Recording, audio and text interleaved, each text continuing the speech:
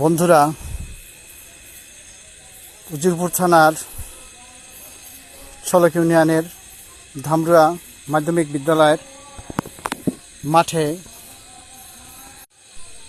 বিরাট এক গরু ছাগলের হাট বসেছে, সেটা আপনাদের দেখাচ্ছি। এই যে দেখতে পাচ্ছেন বিশাল মাঠ, পাশে স্কুল ভবন, খুবই সুন্দর চমৎকার, অনেক বড় হাট, সুন্দর পরিবেশ, বেচা কেনার জন্য খুবই উপযোগী ছিল।